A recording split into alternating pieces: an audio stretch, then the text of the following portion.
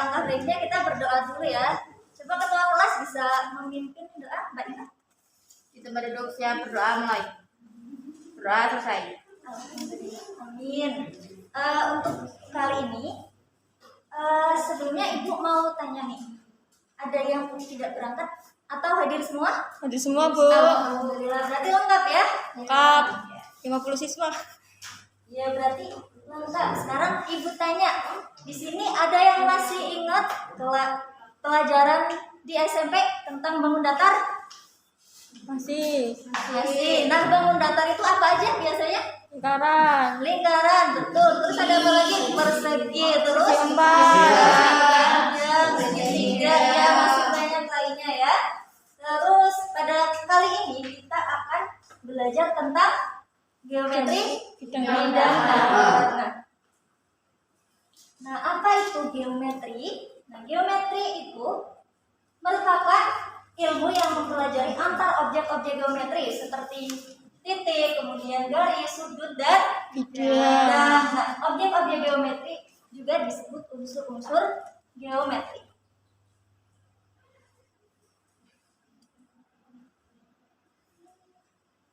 Nah, unsur-unsur geometri bidang itu tadi ada berapa? 4. Yang pertama ada titik, kemudian ada garis, kemudian ada sudut dan bidang. Nah, kita akan bahas satu persatu. Yang pertama ada titik. Titik adalah suatu nokta sehingga tidak mempunyai panjang. Titik merupakan bentuk paling sederhana dari geometri karena hanya dipakai untuk menunjukkan posisi. Nah, titik itu hanya sekedar, misalnya ditulis di sini contoh titik itu gini. Misal ini titik A, kemudian ini titik B, kemudian ini titik C. Bisa dipahami? Bisa. Sebuah titik yang hanya menunjukkan posisi. Kemudian yang kedua ada garis. Nah, garis itu sekumpulan titik yang memanjang secara tak terhingga pada kedua arah. Contoh, ini ada titik A dan titik B. Nah, sekumpulan titik. Misalnya ada 2 titik nih, 2 titik yang memanjang ke searah. Misal ibu ke kiri dan ini ke kanan. Nah, kalau ini digabung, itu yang dinamakan garis. Sekumpulan 2 titik-titik yang memanjang secara tak terhingga. Kemudian ada sudut. Nah, sudut juga merupakan suatu besaran rotasi pada ruas garis dari satu titik pangkalnya ke posisi lain. Nah, ibu mau tanya nih, sudut itu ada berapa macam? Ada yang tahu? Berapa? 3 apa aja? Sudut lancip, ya betul, siku-siku, terus tumpul. Ada lagi? Ada lagi apa? Oke, kita kupas satu-satu. Yang pertama tadi ada sudut apa? Lancip. Nah, sudut lancip itu biasanya besar sudutnya itu berapa? Ada yang tahu? Kurang dari 90. Nah,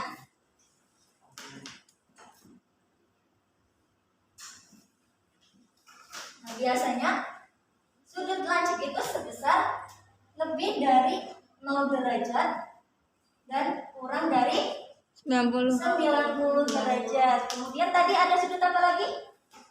Sudut Siku-siku. Nah, sudut siku-siku besar sudutnya itu berapa? 90.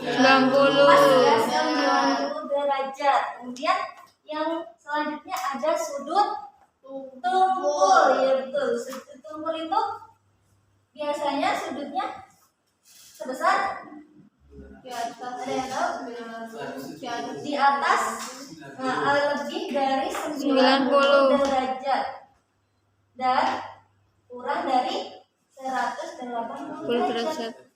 Ini untuk sudut tumpul. Ada lagi sudut, yaitu ini namanya sudut lurus. Ada yang tahu sudut lurus? Nah, sudut lurus itu besar sudutnya itu ada 180 derajat. Yang terakhir ada sudut. Ada yang tahu ini sudut? Sudut lingkaran penuh, itu kan bulat penuh, lingkaran penuh, berarti sudutnya penuh. 360. Iya betul, pintar ya. 360 derajat. Oke, yang terakhir ada bidang.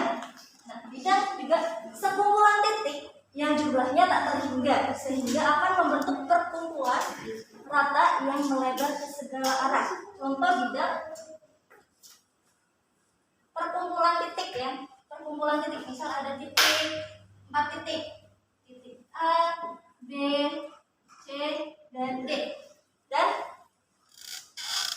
jumlahnya tak terhingga dan merupakan suatu garis. Misal ibu garis dari sini ke sini, kemudian ini ke sini, kemudian A ke D dan A ke B. Nah, ini yang dinamakan bidang alfa ya. Itu yang dinamakan bidang. Oke. Selanjutnya ada kedudukan titik dan garis pada bidang. Yang pertama ada kedudukan titik pada garis. Kedudukan titik pada garis, misalnya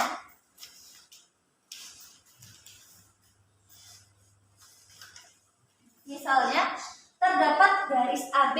Nah, ini garis AB. Garis AB kemudian dan 2 titik Y, garis AB dan 2 titik X dan Y. Maka untuk titik X itu berada terletak pada garis A. Ini X. Dan untuk Y terletak di luar garis AB. Ini untuk Y. Nah, yang kedua, kedudukan titik pada bidang. Nah, untuk titik pada bidang, ibu tulis dulu bidang B. Untuk titik X masih tetap berada pada bidang B, dan untuk titik Y berada di dalam bidang Y, untuk Z di luar bidang bidang B. Apakah ada yang ditanyakan? Tidak. Oke, yang ketiga ada kedudukan garis pada bidang. Untuk garis pada bidang itu juga dibagi lagi menjadi yang pertama 2 garis saling sejajar.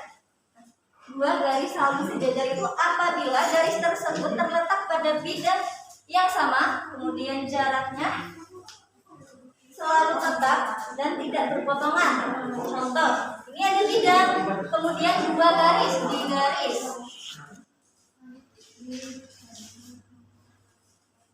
Ini garis G dan H. Ini sejajar. Ini yang dinamakan 2 garis saling sejajar. Yang kedua ada 2 garis saling berpotongan. 2 garis saling berpotongan itu misalnya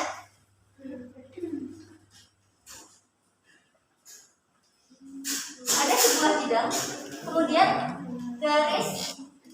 ada garis G dan H saling berpotongan. Ini yang namanya berpotongan. Kemudian ada lagi 2 garis saling berhimpit. Ya, saling berhimpit apabila terletak pada 1 garis lurus yang sama. Nah, ini bidang. Kemudian 1 garis lurus sama kayak ini. Ini namanya 2 garis saling berhimpit. Yang terakhir ada 2 garis saling bersilangan, di mana tidak terletak pada bidang yang sama.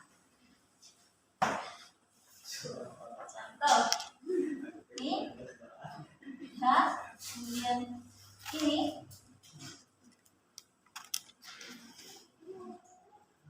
G dan H. Ini saling bersilangan. Ini berada di bawah dan ini berada di atas bidang.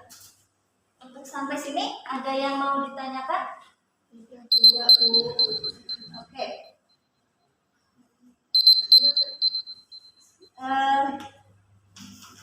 Beneran ada yang mau ditanyakan atau tidak?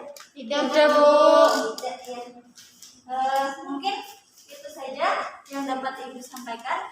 Apabila ada yang kurang jelas atau gimana, bisa ditanyakan lewat chat ya. Ibu tutup. Wassalamualaikum warahmatullahi wabarakatuh. Waalaikumsalam warahmatullahi wabarakatuh.